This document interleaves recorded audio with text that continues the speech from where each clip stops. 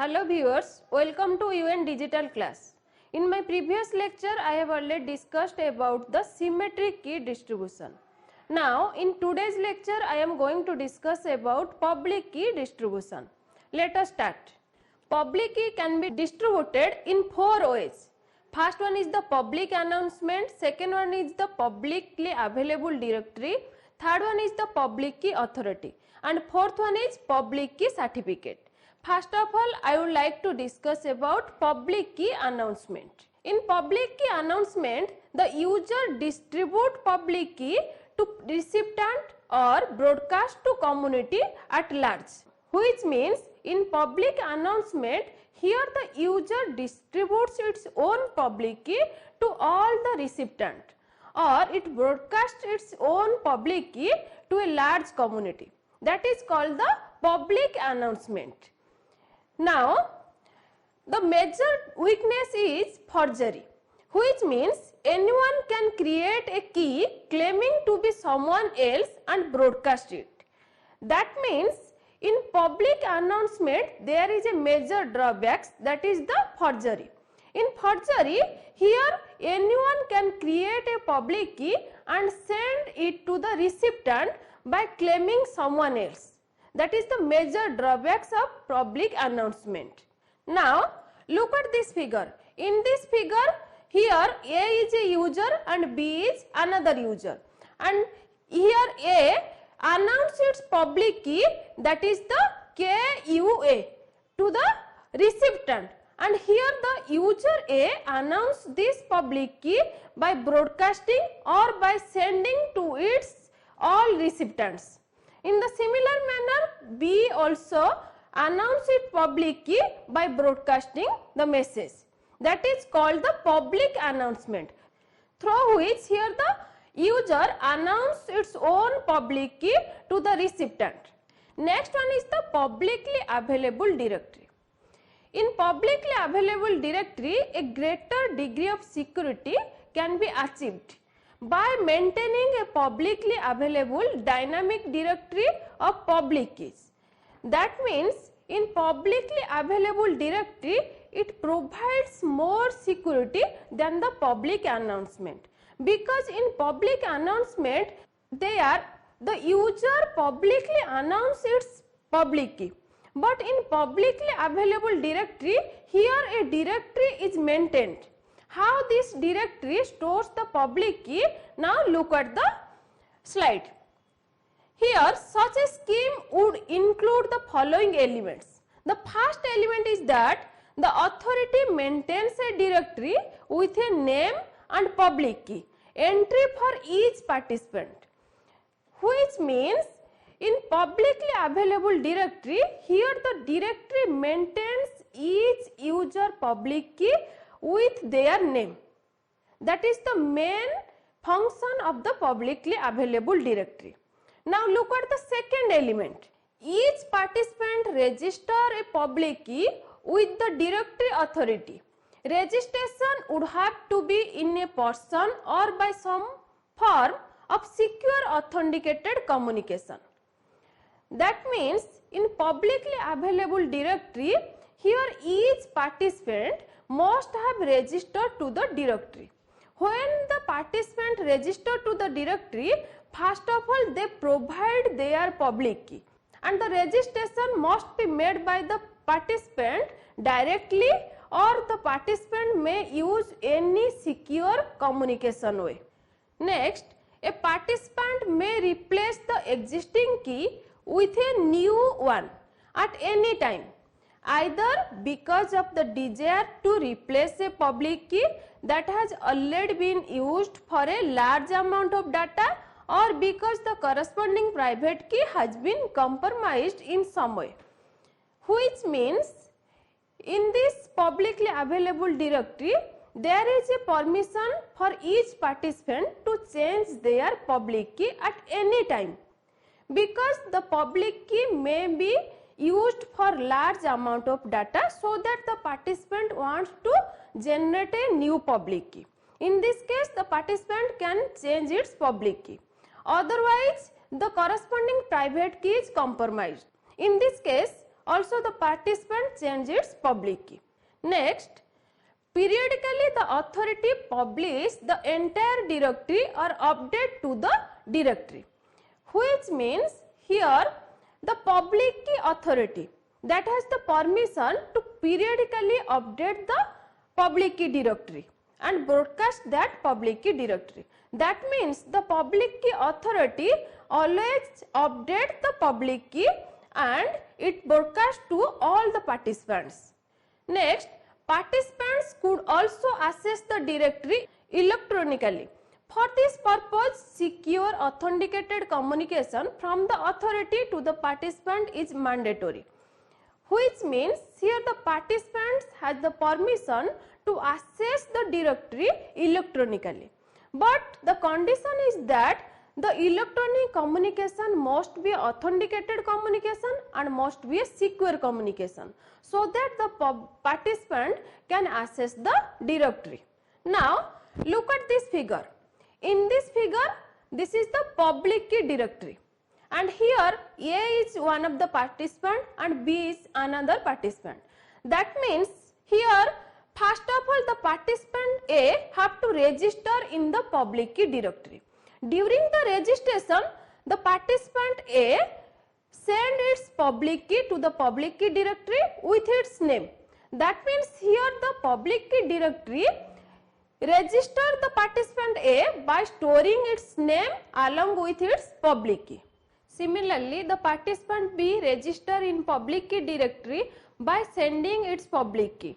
When the participant B send its public key to the public key directory, then public key directory maintain its public key with its name. That is called the registration of the participant B. In this way, all the participants register in the public key directory by sending their public key, and the public key directory maintains the public key with their name. This is the public key directory. In this way, after registration, when the participant wants to change its public key, first of all the participant send its new public key, then the public key directory update the new public key by replacing the old public key. That is called the public key directory in public key distribution. Next, public key authority. It is similar to the directory but improve security by tightening control over distribution of keys from directory. That means the public key authority is more secure than the publicly available directory, because in publicly available directory there the participant first register by sending their public key and the public key directory maintain their name with their public key. But in public key authority, here one public key authority maintains the public key for the every user. How it maintains? Now look at the slide. It requires user to know public key for the directory. Whenever the key are needed, a real-time access to directory is made by the user to obtain any desired public key securely. That means in this distribution, the user must have to know about the public key of the public key authority. And when the participant wants to take one public key for the communication, first of all the participant requests to the public key authority to get the public key of the recipient. Then the public key authority send the user the public key of the recipient. Now look at this figure. In this figure here, this is the initiator A, that means this is our sender, and this is the responder B, that means here B is the receiver, and A wants to send some message to the receiver B. First of all, A and B share their public key. Here the public key share is occurred by using the public key authority. Now look at here, this is the public key authority. First step, the initiator A send a request to the public key authority. Here this request message contains the request that is for getting the public key of the responder B with some timestamp. When the public key authority receives this request message, then the public key authority respond to the initiator A by sending a message.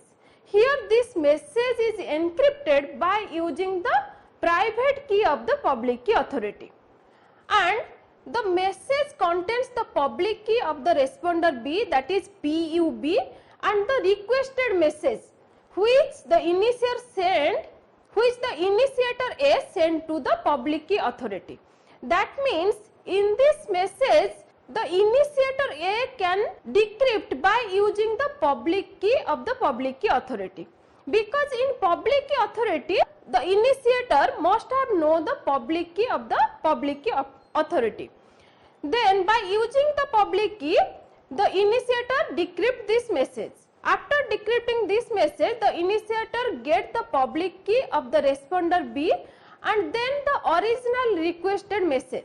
Here the requested message is compared with the request sent by the initiator A to the public key authority, because the initiator A ensure that there is no modification in the request message before the public key authority receives. After getting this message, then the initiator A keeps the public key of the responder B. Then by using the public key of the responder B, the initiator A send a message to the responder B. Now look at the third step. In this step, the message is encrypted by using the public key of the responder B, that is the PUB. And here the message contains, that is the ID of initiator A and one unique identifier, that is N1, which uniquely identify this particular transaction.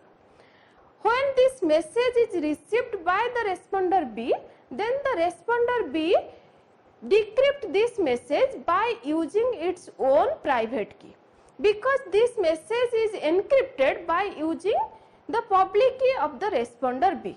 That means the B use its own private key to decrypt this message. After decrypting this message, then the responder B get the ID of initiator A and one unique identifier, that is N1.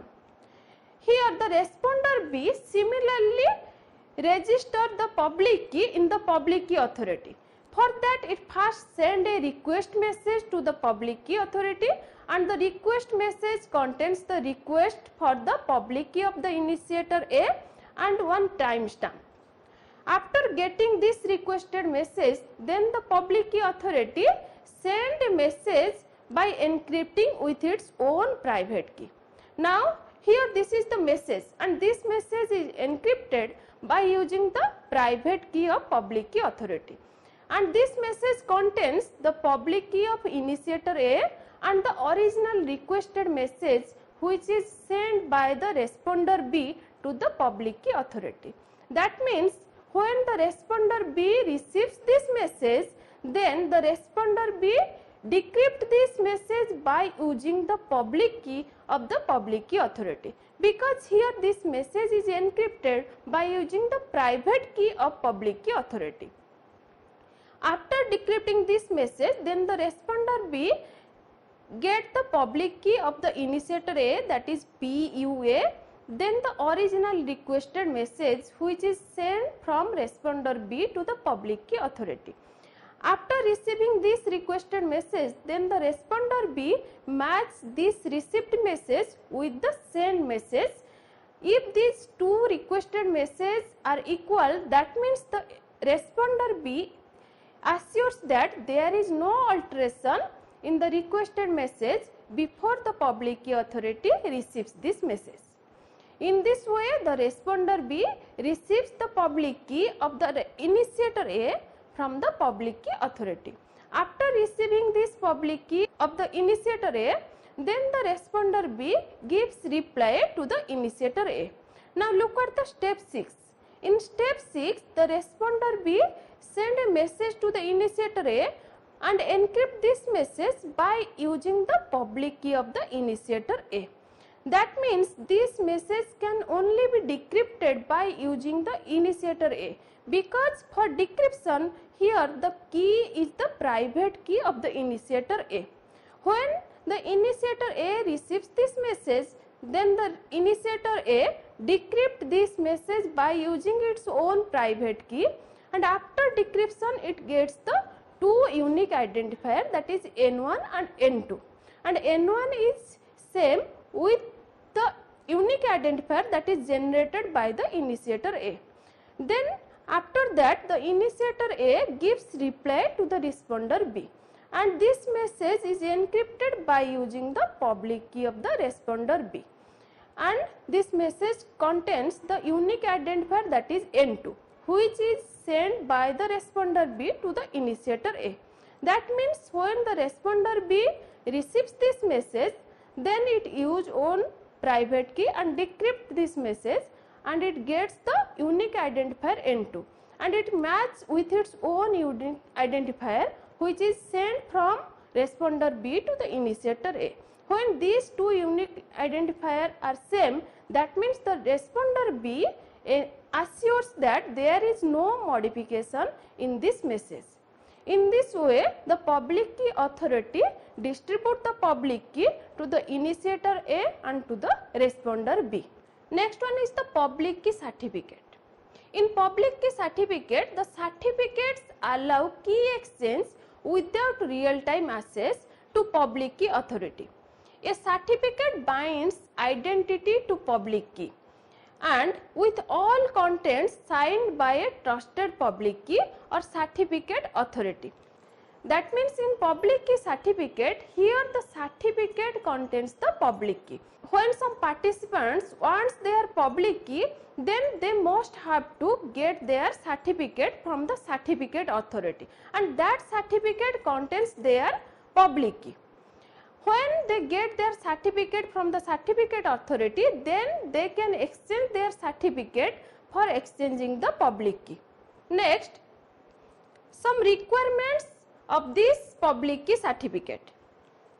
Here the first requirement is any participant can read a certificate to determine the name and public key of the certificate owner. That means here the certificate contains the name of the participant with their public key. That means when some participant gets its certificate, from that certificate it can read its name and the public key. Next, any participant can verify that the certificate originated from the certificate authority and it is not counterfeit. Only the certificate authority can create and update the certificate. That means in this technique, any participant can verify the certificate by checking their name and the public key.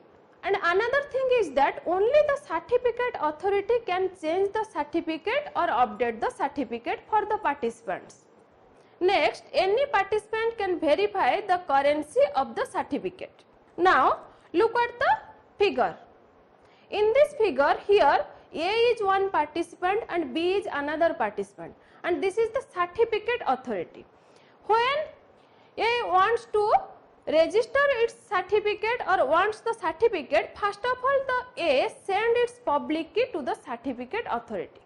When the certificate authority gets the public key of the A, then it send some message to the participant A. Here in this message is nothing but that is the certificate for the participant A, and this certificate contains that is the timestamp and the identity of A and public key of A.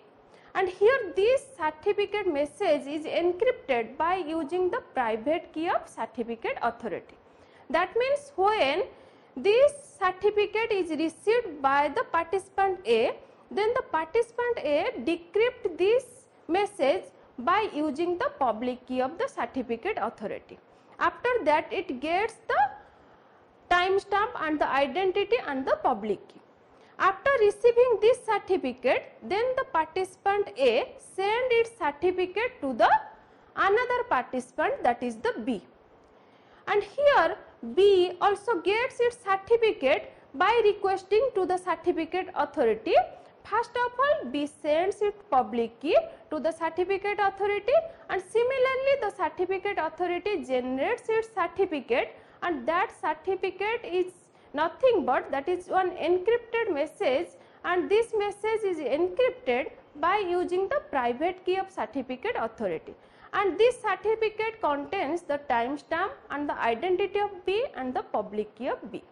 When the participant B receives this certificate, then the participant B send its certificate to the participant A. Now here when the participant A receives the participant B certificate, and from that certificate the participant A get the public key of the participant B, and here when the participant B receives the certificate of the participant A, from this certificate B also get the public key of the participant A. In this way, in public key certificate technique, the public key is distributed among the participants. This is all about the public key distribution. If you have any doubt regarding this public key distribution, you can ask me through comment. I will reply you and discuss about your doubt. Thank you for watching.